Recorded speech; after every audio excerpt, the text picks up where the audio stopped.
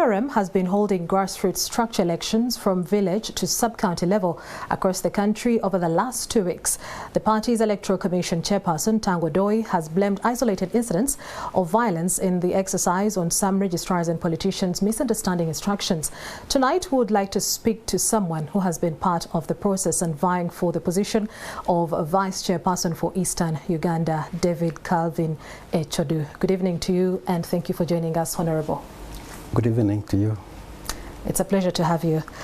Let us get straight into it. What do you make of the chaos and violence arising from the irregularities? As somebody who has been on the ground participating in these grassroots elections, who do you think is to blame in this case? I think it's unfortunate what's happening, especially the violence. But before I address that, I think it's important to put this into perspective. In general, I think the elections have been very successful. NRM has held these elections under a registered, after doing a registration, and NRM now has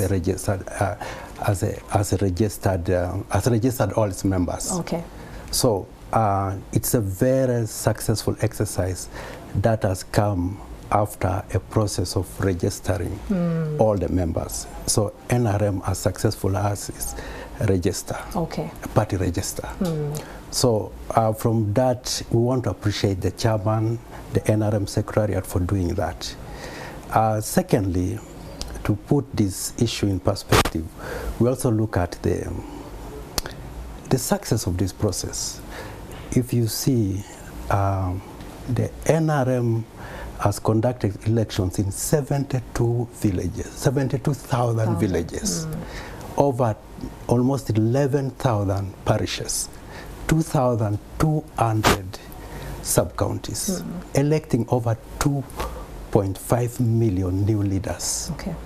The violence has been reported in about 400, which is 400 villages, which is about less than 5%. It's unfortunate, but it's less than 5% of the whole process. So when you put that issue in the general, in the bigger picture, in a bigger perspective, you see that these elections have been very successful. And we thank the chairman, the NRM secretariat, the chairman of the NRM Electoral Commission for doing this. I think the initial reports, the initial assessment, show that there are 3 issues that are causing this violence. The first one we can point to is the issue of mismanagement by registrars. Registrars that have been compromised or intimidated. And then the second issue is interference from senior politicians. And then the third issue, I think, that we can point to is problems with the registrar. I mean, with the register, because some people's names were missing in the register. So I think that's one of the 3 issues that caused the violence in this less than 5% of the areas. But I believe that NRM Electoral Commission has the capacity to handle all these complaints, but it's unfortunate what has happened, and I believe that the party is in position to address that. Overall, we have done well, and those are the issues the party should look up to and address in the next elections. We now have a party register. We now have at least a very successful election, so we can be able to address those issues. It's unfortunate, but I think NRM is on the right path. Okay. Hearing what you are saying, seems on your side everything did go well. You did not face any kind of irregularities when it comes to the sub-county level of the elections that you participated in? No. Soroti City, Soroti District was went quite well, peaceful. Okay, and so speaking about that, you are going for the position or vying for the position of the NRM Vice Chairperson for Eastern Uganda, and would like to know why now, and what do you hope to achieve? Because this is a position that has been that is having a candidate or somebody that has had over 16 years of experience. And so, what do you hope to achieve, and what do you think you hope to address? You know, that probably the previous administration has not looked into, because looking at 16 years is quite a long time. It depends. Sometimes 16 years is a long time, sometimes not. That's right. But Eastern Uganda needs leadership. NRM is strong in Eastern Uganda. The problem we have is that there's a disconnect between the leadership and the grassroots. Especially I'm speaking about Eastern Uganda. We have a strong party at the grassroots, but there's a disconnect with the leadership on top. So what I hope to do is to bring that bridge back, that reconnects the local grassroots back to the SEC, so that the party is strengthened, bring new energy that strengthens the party and starts mobilizing and strengthening it. Because it's already a strong party in the East, but they lack leadership. And that's what I hope to bring. Okay, and do you think that the region, as Eastern region, is ready for a new leadership? Do you think they understand what the new leadership means for them? Eastern region is yearning for leadership. They have not had leadership for the last 5-10 years. They have not had a real engagement. What we need is leadership that connects with the grassroots, that reflects the aspirations, the dreams and the hopes of the local leadership. That is not what has been happening? No, the leaders, if you talk to the leaders in Eastern Uganda, they have never met with their vice chairperson in the last 5 years. They have never had a meeting, they have never consulted, they never had issues raised and addressed. And yet the party is strong, but they don't have guidance. They don't have a leader they can connect to and work issues to. And that's why I was asked, the grassroots leaders requested me to stand, to come and bridge that gap. And I believe that we can be able to provide that bridge so that we reconnect the party to the grassroots and provide that new energy that will support the chairman, the president, with this manifesto, this agenda to transform this country into a modern middle-class society. Well, what you have just highlighted paints a picture of lack of coordination, lack of cooperation within the internal party.